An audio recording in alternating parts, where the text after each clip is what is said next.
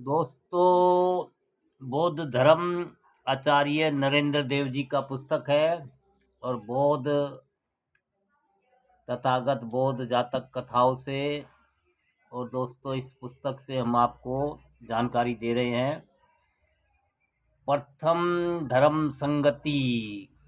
प्रथम धर्म संगति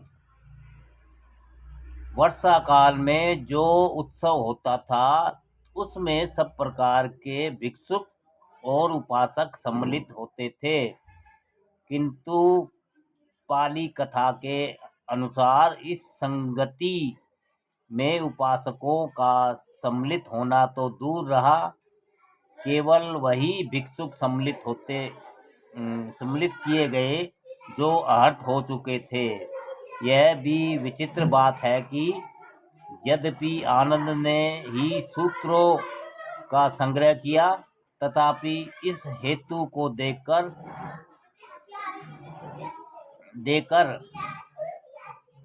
कि वे अभी आहत नहीं हुए हैं, वे संगीति से पृथक किए गए और अब उन्होंने आहत फल की प्राप्ति की, तभी सम्मिलित किए गए। भगवान ने जब धर्म चक्र परिवर्तन किया तब 60 भिक्षुक एक उपदेश से ही अर्थ हो गए और परिनिर्वाण के पहले जो आखिरी भिक्षुक हुआ वह सुभद्र भी अर्थ हो गया। किंतु आनंद को भगवान को इतने प्रिय थे, उन्होंने 25 वर्ष भगवान की परिचर्चा की,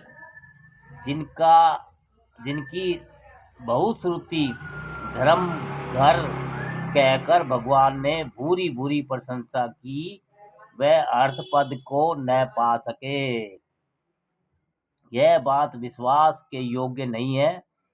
उन पर संगीति में यह आरोप भी लगाया कि उन्होंने स्त्रियों को संघ में प्रवेश करने के लिए भगवान से अभ्यर्थना की थी और भगवान से परिनिर्वाण के समय यह नहीं पूछा कि कौन कौन शूद्र नियम हटाए जा सकते हैं। उस समय भिक्षुओं में जो श्रेष्ठ स्थिवर होता था वह प्रमुख होता था। उस समय सबसे श्रेष्ठ अज्ञात कौंडिन्य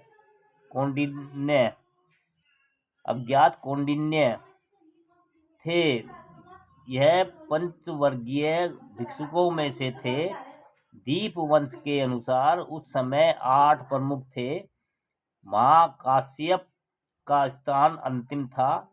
उस पर भी प्रथम संगीति के वही प्रधान बनाए गए।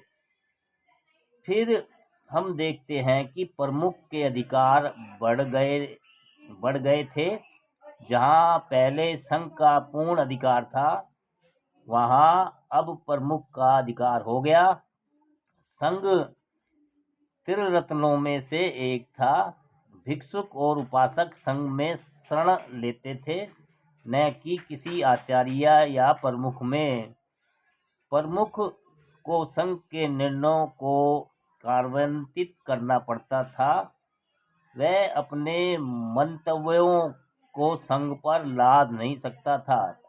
अतः दीप वंश में संघ स्वयं संगीति के सदस्य को चुनते हैं, किंतु दीप वंश और तुलवम्मा के अनुसार महाकश्यप ने 500 अर्थों को प्रवचन का संग्रह करने के लिए चुना। अशोकावदान में भी प्रमुख आचार्यों का चुनाव संघ नहीं करता है, किंतु एक आचार्य से दूसरे आचार्य को अधिकार हस्तांतरित होते हैं।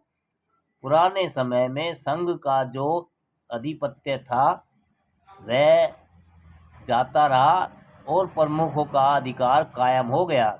प्राचीन काल में संघ का अध्यक्ष स्थविर होता था और उसकी व्यवस्था शिथिल थी। पीछे 3, 4 या 8 स्थविरों की परिषद होती थी, जिसके हाथ में समस्त अधिकार होते थे। तत्पश्चात यह परिषद भी नहीं रही और एक प्रमुख हो गया।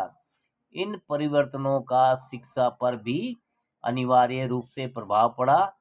संघ के स्थान में एक व्यक्ति के प्रतिष्ठित होने से और उपासकों का प्रभाव घट जाने से अर्हत का आदर्श सर्वोच्च हो गया। हम देख चुके हैं कि दीपवंश के अनुसार महाकाश्यप धूर्तवादी थे। इसका समर्थन मज्जीमनियां के महागोसिंग सूक्त में भी होता है। जिस प्रकार प्रथम संगीति का प्रचलित विवरण लिपिबद्ध हुआ, उस समय ऐसा मालूम होता है कि अरनायक का बड़ा प्रभाव था। इसलिए आनंद या अन्य स्थविर को संगीति का प्रमुख न बनाकर महाकश्यप को प्रमुख बनाया और उन्होंने केवल अर्हतों को संग्रह के काम के लिए चुना, क्योंकि धर्म का संग्रह आनंद के बिना न हो सकता था। इसलिए वह उद्योग करके शीघ्र अर्हत हो गए और उसके पश्चात संगीति में सम्मिलित किए गए। आगे चलकर जब भिक्षुक विहार संगाराम में रहने लगे, तब धूर्तवाद का ह्रास होने लगा, किंतु नियमों का पालन कठोरता के साथ होने लगा और एकाधिकार बढ़ने लगा। दोस्तों, प्रथम धर्म संगीति आज का बौद्ध धर्म दर्शन आचार्य नरेंद्र देव जी की पुस्तक से था ये। दोस्तों, नमो बुद्धाय। दोस्तों, जय भीम। हमारी जानकारी ऐसी लगती है आपको, अगर जानकारी अच्छी लगती है तथागत गौतम बुद्ध के बारे में, तो दोस्तों हमारी वीडियो को लाइक, कमेंट, शेयर भी करते रहिए, हौसला बढ़ाते रहिए। नमो बुद्धाय, जय भीम।